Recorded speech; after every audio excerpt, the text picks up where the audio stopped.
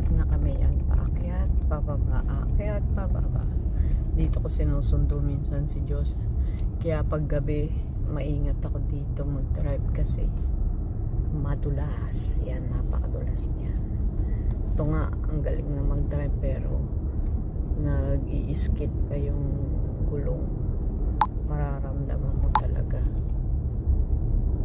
Napakadelikado dito. Kaya pag gabi na, yung alas 12, alauna, magpapasundo dito si Josh dahil andyan siya sa kaibigan niya. Mamaya, makikita mo yung bahay ng kaibigan niya. Ingat na ingat ako mag-drive. Dahil pag nalaglag ka dyan sa dito sa bangin, tapos ka. Bangin pa naman yan. Buti, hindi malalim na bangin, pero kahit na, delikado. Kaya ako pag nagmamani-obra ako, sinundo ko siya. Tapos magmamani-obra ako. Ingat na ingat ako. Kaya ayun.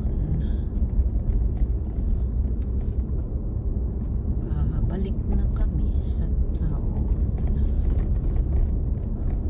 So makikita mo on your right side is the ski lodge where Josh and Alex and Seb, our sons, used to ski. Diyan sila mag-i-ski up yan. Mataas yan, ski lodge. So that's a lake Latruit. See that? That's a lake there.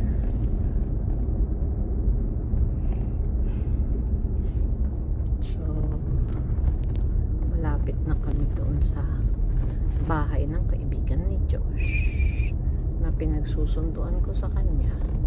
Kaya pag nagtumawag yan si Josh pagkatapos ng trabaho, hindi umuwi, sasabay dun sa kaibigan.